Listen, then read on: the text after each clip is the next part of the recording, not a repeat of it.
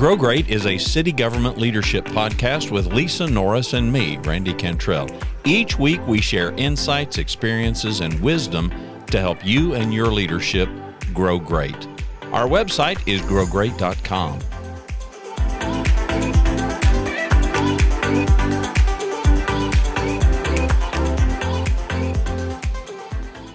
Let's talk about 3 things that you must do to build a high-performing team. Hi, Randy Cantrell. Lisa, she'll be back joining me next week.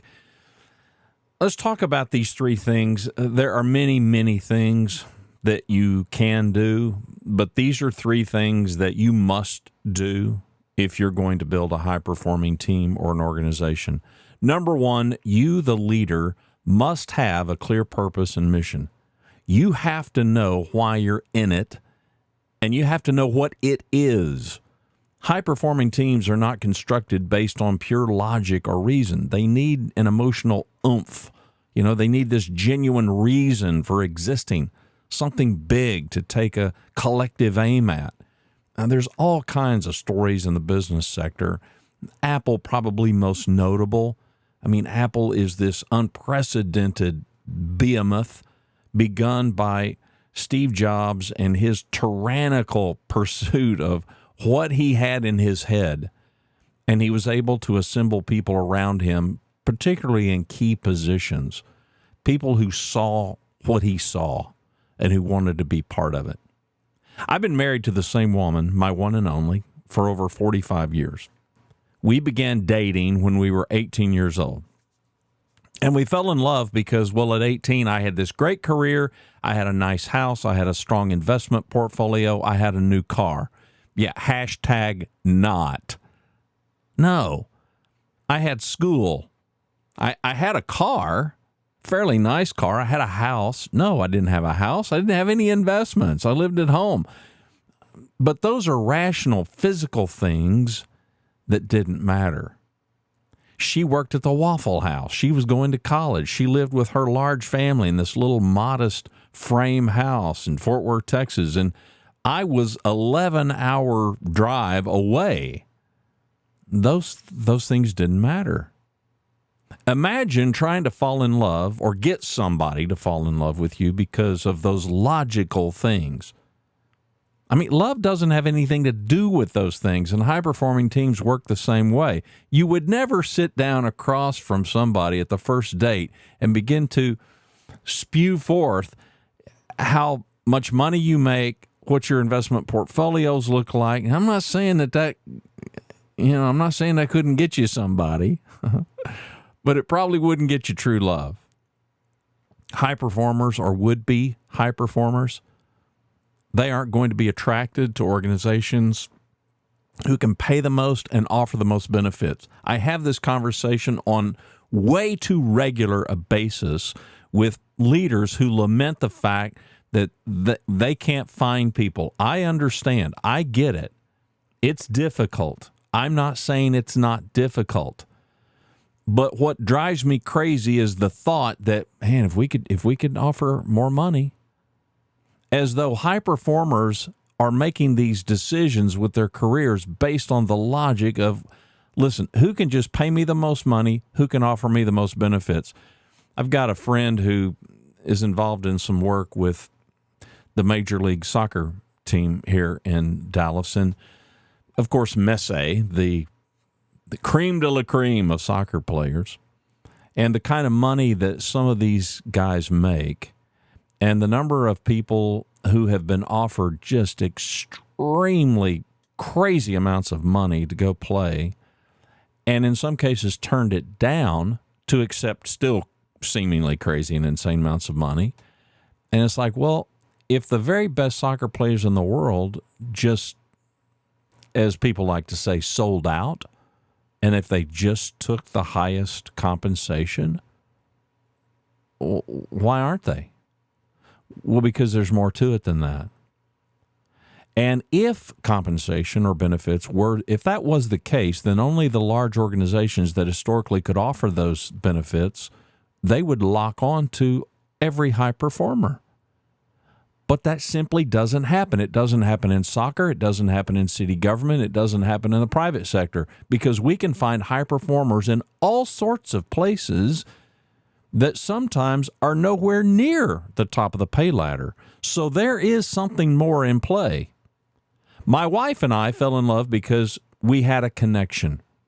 Our personalities, our experiences, our views resonated with each other. In short, we got one another.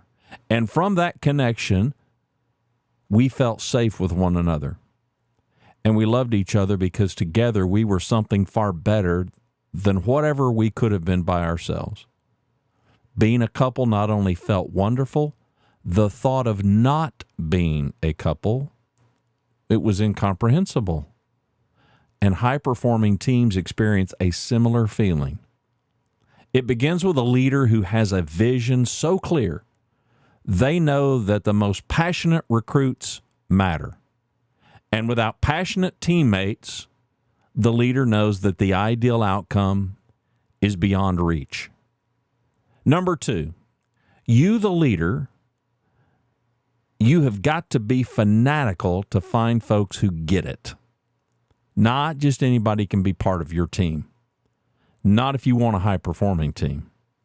Only people who see what you see and are willing to devote themselves to that make the cut.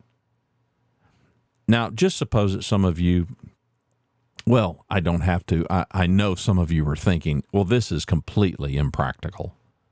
I mean, can I challenge you to see a different viewpoint? Will you at least give me enough latitude to let me do that? Let's suppose that this is impractical. Let's suppose that it is too difficult. So we don't hold this standard, and we begin to hire folks who don't get it. We begin to hire folks who can't see it. And we justify it by telling ourselves how desperately we need people. And so we just start adjusting our expectations down. Now, let's stick with my marriage metaphor. I know it's not the same. I'm not saying that it is the same, but there are similarities, and there are probably way more of them than you think. And your high-performing team is important enough to avoid compromise. If it's not important enough to avoid compromise, then it's not important enough to even be thinking about creating a high-performing team. Because my question would be, what difference does it make then?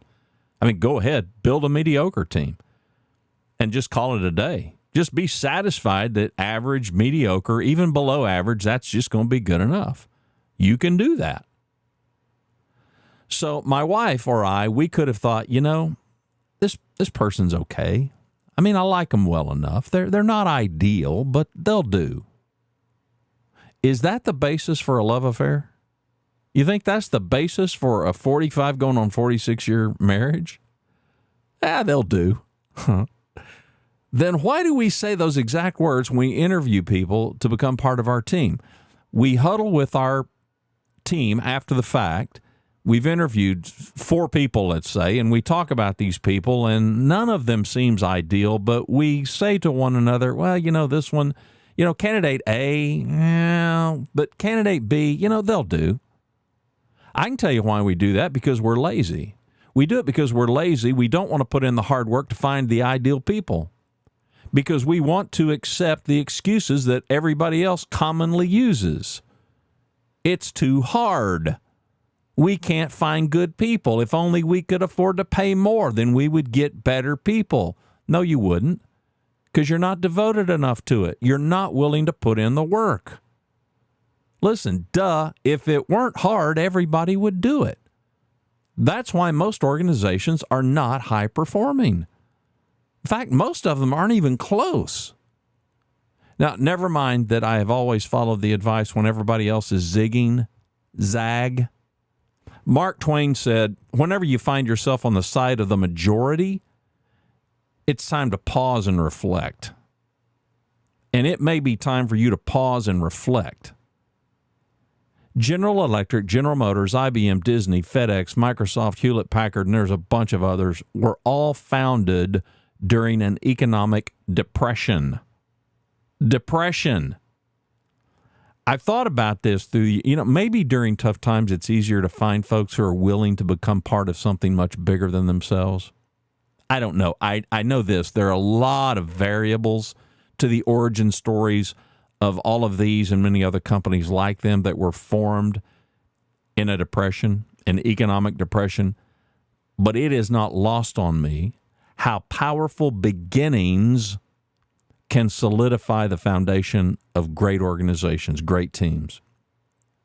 Now, hopefully, we're not foolish enough to marry any person that comes along. My wife and I dated for over 2.5 years before we got married. And by that point, we were certain. How certain are you about your team members? How certain are you about that person that you're fixing to hire? How certain are you about the next person that you're thinking about inviting to join your team? No, we're not going to take a 2.5-year period to figure this out. But we're not going to say yes to every applicant either. Take your time to find the people who get it the way you get it. People with whom you resonate. People who resonate with you. And people who resonate with what you're pursuing. People who get it, they see it, and they want to be part of it. We need people who want to go where we're headed because our purpose is congruent with their purpose. Number 3, high standards, higher accountability. People who are high performers and those who are learning to be thrive in being and becoming part of something that's not available to people unwilling to pay the price. And the exclusivity isn't based on our value as people, as humans. Rather, it's based on our willingness to commit and do the work. Now, there will be some good humans who don't belong on your team because of this. Yes, Virginia, there are some bad humans, but nobody wants bad humans on their team. High-performing teams are very discriminating to only accept the people most ideal to contribute to the mission. Listen, that's why we hear so much talk about fit. Not everybody is fit for your high-performing team.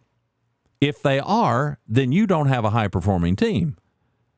Every branch of our military, they've got rigorous early training. It's designed to build in the conformity that's necessary for troop survival, but it's also designed to eliminate those unfit for the service. The more advanced, the more high-performing the team, the more rigorous that process to eliminate those who don't belong. In short, the more elite the group, the more high-performing they are.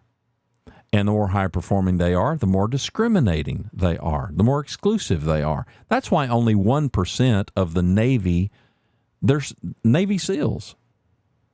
99% of all Navy personnel are not Navy SEALs, because to be a Navy SEAL is not for everybody. You have to be special. You have to be extraordinarily special. How special do people have to be to join your team? The less discriminating you can be, the lower the performance you can accept.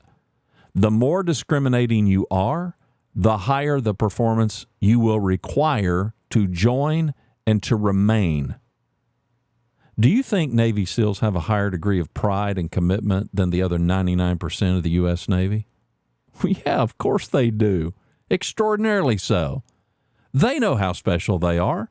They know the expectations on them are significantly higher. They thrive. They thrive on that responsibility. They thrive on that higher accountability.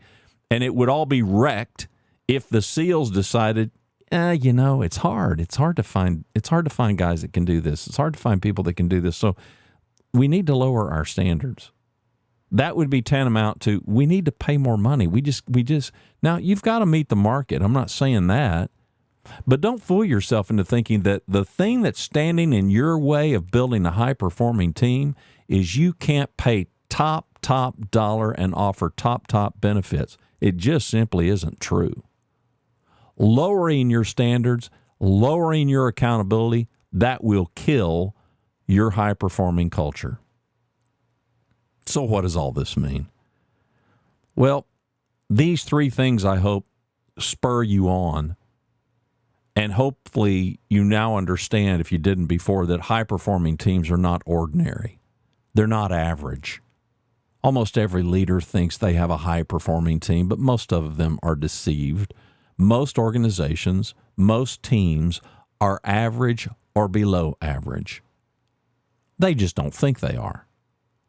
Now, saying it doesn't make it so. Every organization crows about how special they are. Every organization crows about how they put their citizens first, and they're this and they're that, and they're all so special. Most of them are only crowing about it. They're not doing it. It's not real. It's just talk. Real is rare. Real high-performing organizations are rare. Real high-performing people are rare. You can't have a high-performing organization without high-performing people. If you think you've got a high-performing organization, but your people are average, you don't have a high-performing because it's impossible.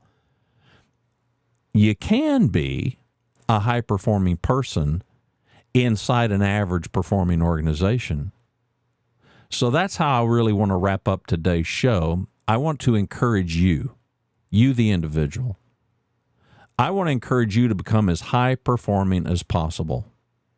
No matter your role, no matter who you are, no matter what function you fulfill, be as high-performing as possible. Never mind if your team or your organization is average.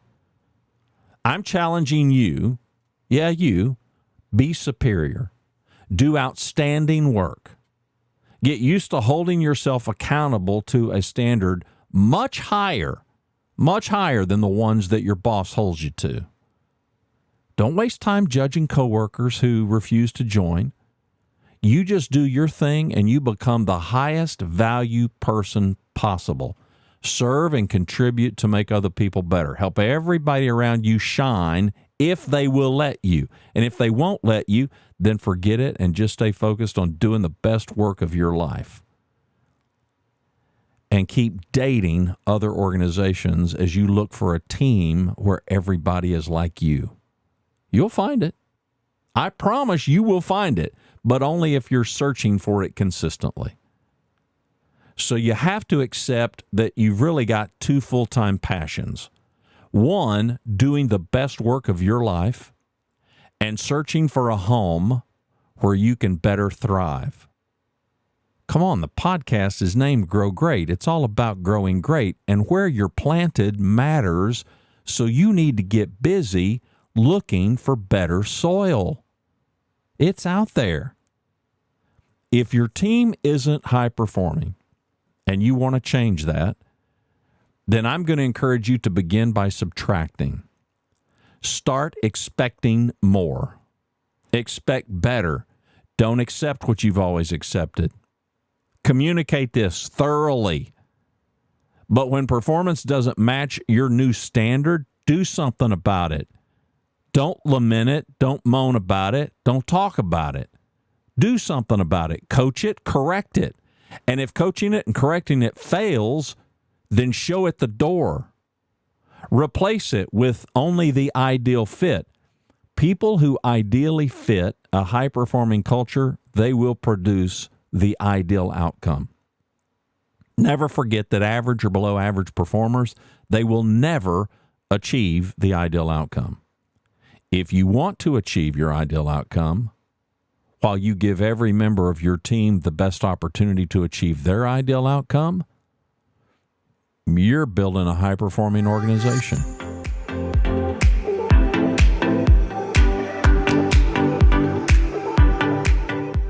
Thanks for watching and listening to Grow Great, a city government leadership podcast. For Lisa Norris, I'm Randy Cantrell. Be well, do good, grow great. The website is growgreat.com.